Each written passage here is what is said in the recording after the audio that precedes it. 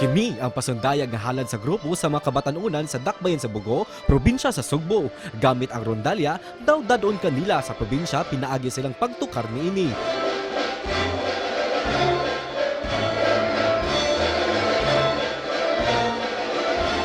Gumikan silang gugma sa pagtukar sa rondalya, gidala na sila sa lain-laing mga nasod. Ang nagpaluyo sa pagkaumol sa ilang grupo mao ang magtutudlo nga si Slavsky Ibanez. Karong buntaga atong ibida ang ilang talento ug mas ila-ilahon ta sila. Dinhilang sa GMA Regional TV Live. Mga talento sa atong makabatan-unan gikan sa norte, mga kapuso, makauban nato conductor o trainer sa City of Bogo Science and Arts Academy, Rondalia, Slavsky Ibanez. Mayong buntag ug maupay na aga, Sir Slavsky. Kumusta? Ug welcome din sa GMA Regional TV Live. Salamat. Maayong buntag ug maupay nga aga sa ato mga kaigsuonan nga mga bisdak. Maayong buntag sa tanan. Salamat, sir, for joining us ug pagtanong ni atong interview.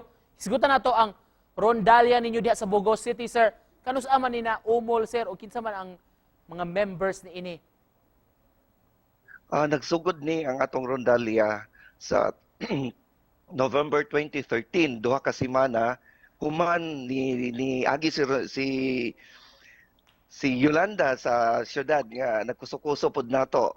But bisan pa man ana nga paghitabo ni sugakod gyud mi og himog sugod og practice pag 2013, November 2013. Kani naglangkob ni sa atong mga estudyante gikan sa grade 7 hantod sa grade 12, pero sa pagsugod namo mga grade 8 pa gini silang mga estudyante nato. Ug nagsugod gyud mi sa zero level nga skill. Ano nakanuna man mo nga mag-create og grupo? Because ang City of Bogo Science and Arts Academy Rondalia is Sibisa, or we called as Sibisa, usama ni ka special school. Special school for the arts mani, in which ni offer ta og theater, visual arts, dance, and music nga mga majors nato so para sa itong mga kaigsuonan diri sa Bugo.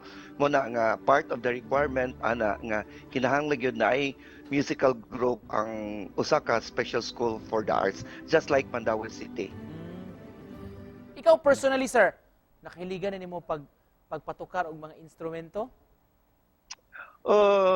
Nahilig pod ko kay ang akong kurso Bachelor of Music man gikan sa Immaculada Concepcion. So ni-graduate man ko og Bachelor of Music. So mo na nga akong mission gyud sa kinahanglan gyud nga i-share nako akong musical ability ngadto sa mga kabataan.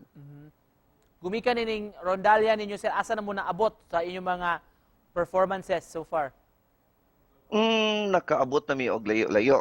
Sa primero namong pagbugno og appeal og contest is na fourth time winner mi sa halad sa kabataan nga gi-host nato sa provincial government. 4 consecutive times mi, and we held the Hall Famer Award sa halad sa kabataan sa Rondalia during sa pagsugod namo og 2014 to 2017 man tingali ito. Karong Yes. buntaga, sir, mamahimo bang matanaw nato ang pipila sa inyong mga performances, sir, sa grupo?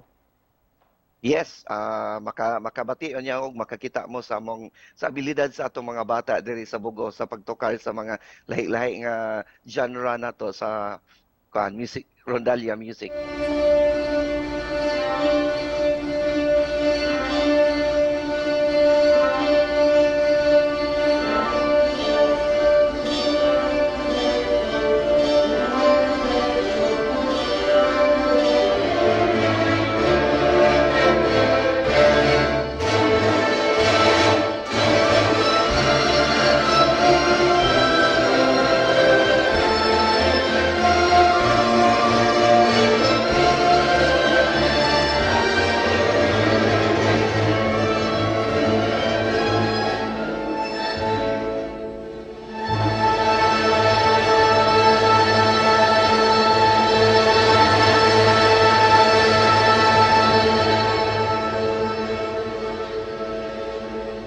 Sa mga buot mo contact ninyo, sir, asa man mamahimong mutawag o makaget in touch sa inyong grupo?